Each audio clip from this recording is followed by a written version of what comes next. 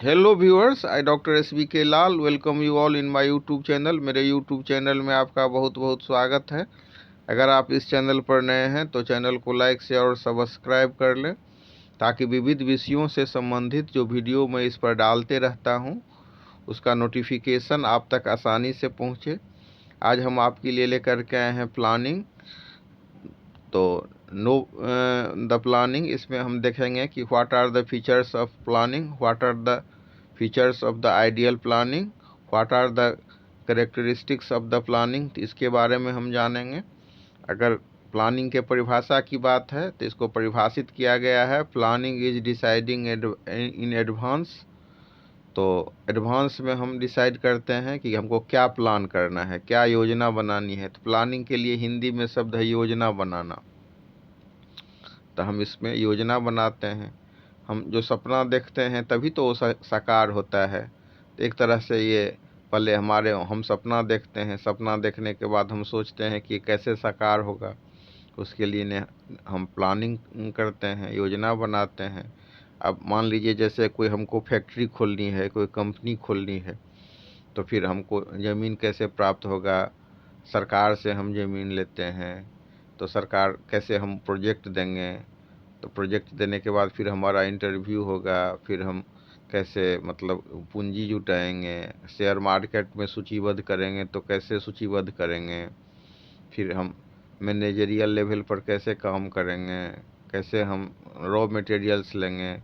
माल तैयार होगा तो फिर हम उसको बेचेंगे कैसे। माल तैयार करने से पहले जो हमारा जो प्लांट में जो मशीन सब लगेगा वो कहाँ से लाएंगे।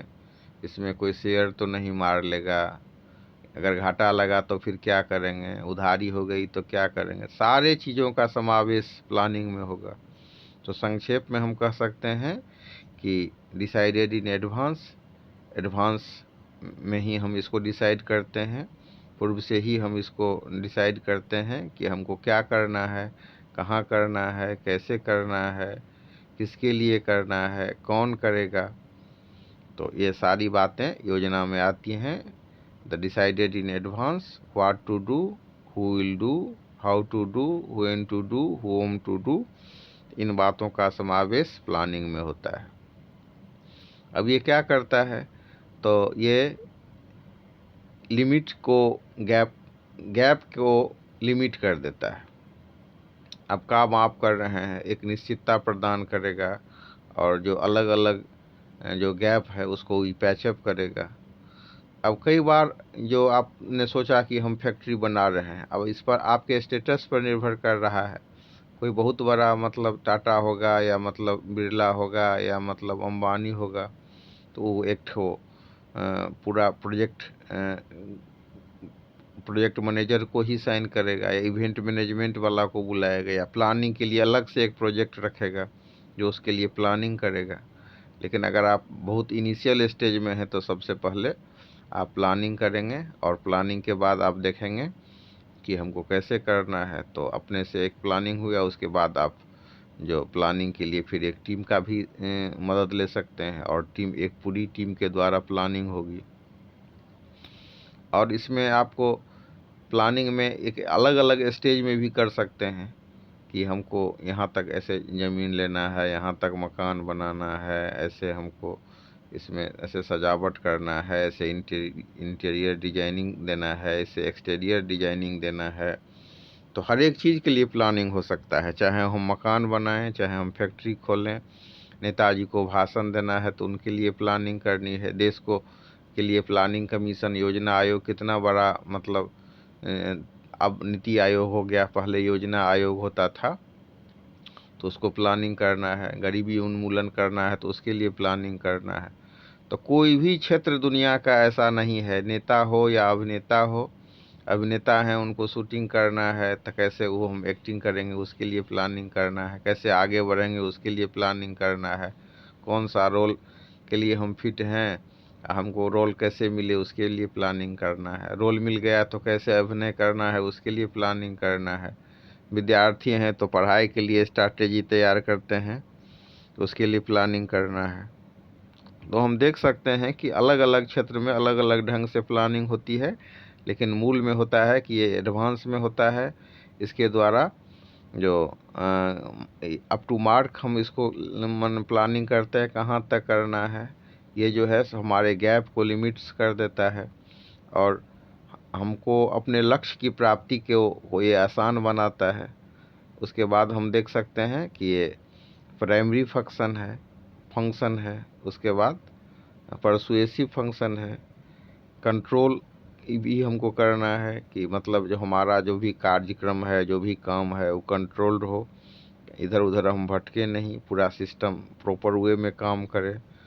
तो उसके बाद हम देखते हैं कि डिसीजन मेकिंग में ये हेल्पफुल होता है कि हमको कोई काम करना है तो निर्णय लेने में हम जो है सो दुविधाग्रस्त नहीं हो। तो ये जो हमारा प्रक्रिया है उसका ये प्राइमरी है। तो हेल्पफुल इन कंट्रोलिंग होता है, जो रिस्क फैक्टर को घटाता है, रिड्यूस रिस्क ऑफ अनसर्टेनिटी, अनिश्चितता के रिस्क को घटाता है और मतलब निर्णय लेने में मददगार होता है, हेल्पफुल इन डिसीजन मेकिंग। उसके बाद आपके सृजनशीलता को, क्रियात्मकता को भी बढ़ाता है। आपके अंदर है कि हम फैक्ट्री कर सकते हैं, लेकिन फिर जो हम फैक्ट्री बना सकते हैं या फिर कोई प्लांट लगा सकते हैं, तो उसमें आपका क्रिएटिविटी जो है, उसमें आप सलाहकार सबके साथ मिल करके जो करते हैं तो आपका क्रिएटिविटी और भी बढ़ता है या फिर उसको आगे का जोखिम कम हो जाता है। तो ये क्रिएटिविटी देता भी है और क्रिएटिविटी को बढ़ाता भी है, क्षमता को बढ़ाता है, समन्वय को बढ़ाता है और ये एक लगातार प्रोसेस है, हर जगह उपलब्ध होता है। अब इसका ऐसा नहीं है कि मैनेजर साहब को आप दे दिए, आप जो योजना बनाए तो वही पूरा करेंगे, हर एक लेवल पर होगा। तो समन्वय की भी आवश्यकता होती है। तो उसके बाद हम देखेंगे कि इसके द्वारा हम ये सुनिश्चित कर पाते हैं कि क्या सही है और क्या गलत है, और इसके माध्यम से, प्लानिंग के माध्यम से हम ये भी सुनिश्चित करते हैं कि कौन सा समय सही है सही काम करने के लिए, और इसको हम घटाते हैं। प्रोवाइड कंट्रोल, एक ये कंट्रोल भी प्रोवाइड करता है।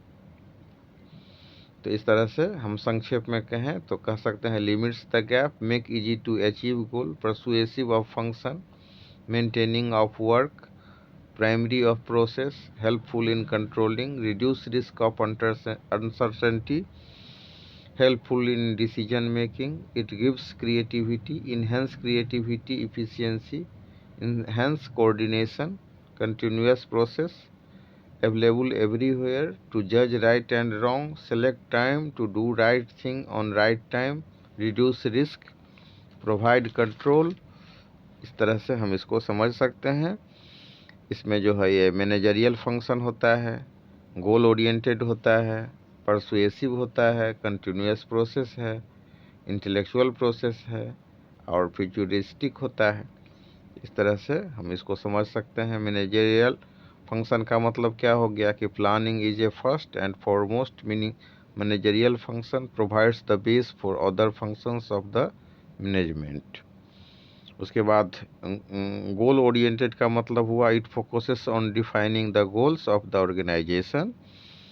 इसके बाद परसुएसिव का मतलब हो गया, it is persuasive in the sense that it is present in all the segments and is required at all the level